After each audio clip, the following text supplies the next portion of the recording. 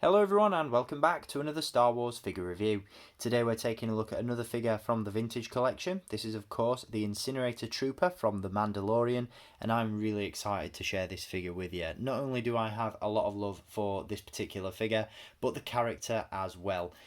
Fans of the Force Unleashed video games will recognise this guy instantly. Very cool trooper design from those games that has been brought to life in live action TV via The Mandalorian, and that's one of the things that I'm really loving about the show, is the fact that it's tapping in to that old expanded universe, now Legends material, and bringing aspects of it to life in a really tasteful way. So this is no exception. I'm thrilled to see these guys in the show. And even though it was only a brief appearance at the end of season 1, this guy kicked ass, and I am so happy that Hasbro decided to immortalise him once again in plastic, as this isn't the first time we've seen the Incinerator Trooper in the line, and we'll get onto that in just a little bit. Before we take a look at the figure though, as always, we are going to take a look at the packaging that he comes in, and if you want to get this guy for your own collection, then as always, be sure to hit the link in the video description where you can pick this guy up from staractionfigures.co.uk. There's a 3 3/4 inch vintage collection version available, and this guy is also available in the 6-inch black series, and hopefully I'll have a review of that figure up for you guys in the very near future. So as I said, we're going to take a look at the packaging itself to begin with, and then we'll jump into all the details of this epic figure. So once again, we do get a really nice vintage card back for this figure. As always, you can see the logo there at the top of the card. We've got the Mandalorian logo there. Just underneath that, we have the Incinerator Trooper name pill and a really nice image on the card itself. It's not a still from the series, it is one of those photoshopped sort of artistic mock-ups, but it looks really nice, really cool, dramatic, and really sets the scene. I absolutely loved it when we got that dramatic entrance through the doorway there, and we saw this guy ready to blaze the place up, obviously with the Mandalorian, Grief Karga, Cara Dune, and the child inside, and then we got that really epic scene at the end of season 1 with the child repelling the flames using the Force. Really cool scene, cool character, and I really hope we get to see more of these guys as season 2 of The Mandalorian progresses. Down in the bottom corner there, you've got the Kenner logo, and then on the reverse side of the card, some other figures available in the vintage collection. Now, what is interesting about this particular figure is the fact that the number on the card is VC177, and that is exactly the same as the Mandalorian with the child that I gave you a look at in my last review. So a little bit of an error there on Hasbro's part. I'm not really sure why they decided to name, or number at least, 2 figures with the same number in the line. That will probably be something that they later on down the line correct, and it'll be interesting to see which figure receives the designation of VC177 later down the line. And I imagine at some point one of the 2 variants is going to become highly sought after in years to come. But there is the packaging, very cool once again, and again loving that image on the card. So with packaging aside, let's jump into the review and take a look at the figure itself. So here he is out of the packaging, the Incinerator Trooper, and this guy is looking cool. He is of course a repaint of that very popular Rogue One Imperial Stormtrooper mold that came out around last year, I believe. It was obviously a brand new Stormtrooper sculpt, which in my opinion is definitely the best and most definitive and probably most accurate Stormtrooper sculpt we've seen in 3 3/4 inch scale so far. It was later used for the Remnant Stormtrooper from The Mandalorian as well, and later on in this review I'll give you a side-by-side comparison of each of those figures. But this guy is looking seriously cool. As I mentioned at the beginning of the review, not only am I a fan of the figure, but the character as well. I've got fond memories of playing the Force Unleashed video game when it was first released, and again, that really taps into the nostalgia for me, and I'm really happy to see these characters and others from my childhood appear in The Mandalorian. I'm not going to spoil too much for you guys who may not have seen chapter 12 yet, but there was a scene at the end of that episode that really threw me back into the 90s, and I'm really excited to see where the series goes with regards to that particular reveal. But again, I'll not spoil too much, but again, really loving the fact that the Mandalorian is tapping into the expanded universe and bringing some of that non-canon material to life now, and bringing it into canon, which is awesome. So with that aside, this figure absolutely rocks. Once again, he utilises a fantastic sculpt and comes with some brand new accessories and a seriously cool paint job. As you can see, he does have these really nice red flashes on his armour. I love the design of the helmet, I think that looks fantastic. And the highlights on the rest of the armour really look cool as well. I really do hope that we get a repaint of this particular Stormtrooper in the Force Unleashed Stormtrooper Commander colours. That would be absolutely superb and a dream come true for me. But this figure, in his own right, is very cool indeed. Again, loving that sculpt. Detail on this guy looks cool. My only minor complaint with this one is the fact that I'd have liked to see a little bit of weathering on him. Obviously, being an Incinerator Trooper, he's setting things on fire quite a bit. That's his chosen career path. And given that, you'd expect him to be covered in, a little bit of dirt, a little bit of ash, a little bit of soot. But his armour, as you can see, is totally clean. So that may be something that I look into in the future. Maybe pick up another one of these figures and give him a little bit of a weathering paint job, just to make him look a little bit dirty. That's my only real criticism of this figure. But with regards to the rest of the paint applications, they are really well done. Again, those red highlights are applied nice and crisp, and it's a nice vibrant red that's being used, which make this figure look very cool indeed. Now, with regards to accessories, he does come, as I mentioned, with some brand new weapons.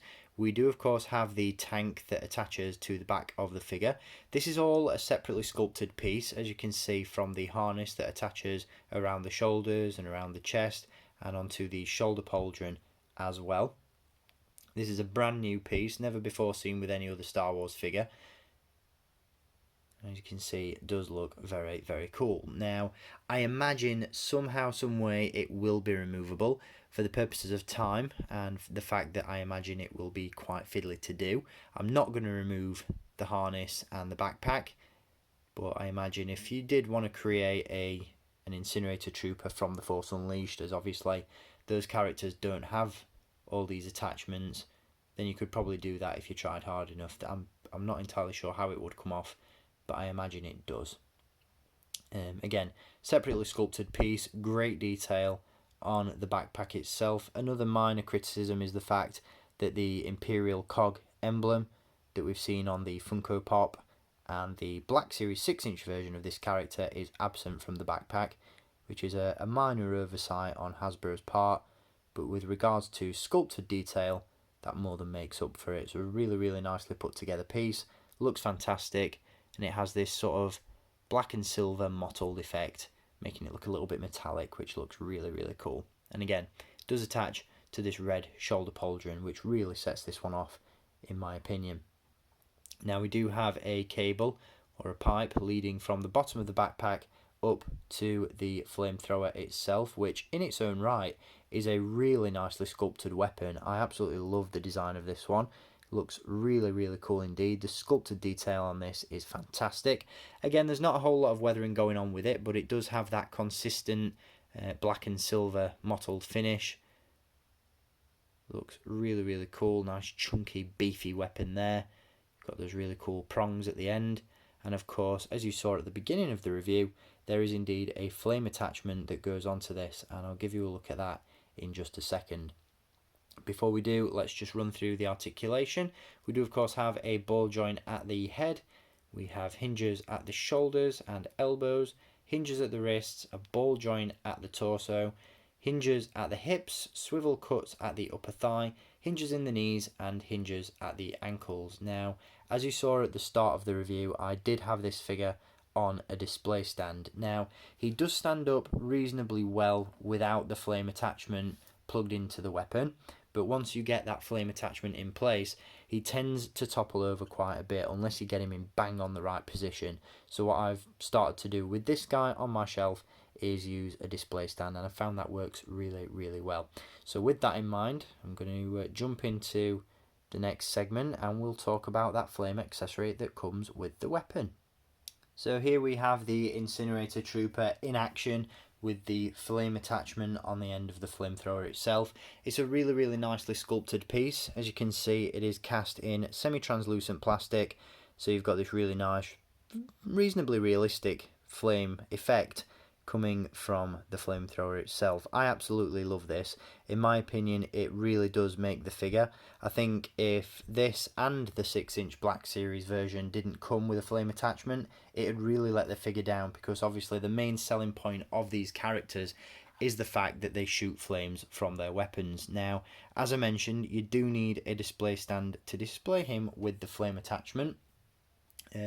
Unfortunately, the hand on the Incinerator Trooper isn't sculpted in a way to carry the underbelly of the flamethrower itself, so it is a little bit difficult to get him posed in a way that makes him look like he's, you know, really holding on to that flamethrower.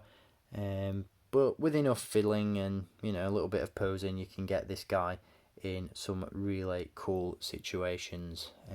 To be honest, I love this dynamic pose where he's holding the flamethrower in one hand and letting go of it with the other. I think that looks really cool. But yeah, absolutely love the length of that flame effect. Looks really cool, and again really adds so much to the figure. But as I mentioned, if you don't want to display this particular effect with the figure, you just want to have him in a static pose, you can remove it. It just plugs onto the end of the flamethrower like so, and then you can of course remove your chosen display stand and display him without that effect. So with or without the flame effect, this is a really cool figure, and I highly recommend this one. Definitely a great addition to the collection. And for the sake of comparison, before we wrap up this review, here is the Incinerator Trooper alongside his other Imperial brethren from the vintage collection. All four of these figures share the same fantastic sculpt, and I absolutely love the fact that Hasbro milking this one. As you can see, from left to right, we have the Rogue One Stormtrooper, the Remnant Stormtrooper from the Mandalorian, and a figure I forgot to mention at the beginning of the review, the Shadow Stormtrooper from the vintage collection, which really does, of course, hammer home the fact that Hasbro are going to reuse this sculpt over and over again to create multiple troopers. And then of course there on the end we have the Incinerator Trooper. So some fantastic Stormtroopers coming out. This one makes no exception. He is a great addition to the line, and I really hope that you've enjoyed tuning into this review. So that is going to do it for the Incinerator Trooper. Once again, a great addition to the vintage collection from the Mandalorian. Really hope we get more Stormtroopers of this caliber in the future. There are a number of different Stormtrooper repaints I could list, but I'd be here forever. So hopefully Hasbro are taking notes and continue to pump out this sculpt for future releases. But again, this is a must-have figure. Really impressive. Great accessories, great articulation, and great paint as well. So definitely a worthy addition to the collection, a figure I'd highly recommend, and as always there's a link down below in the video description if you want to grab one for yourself.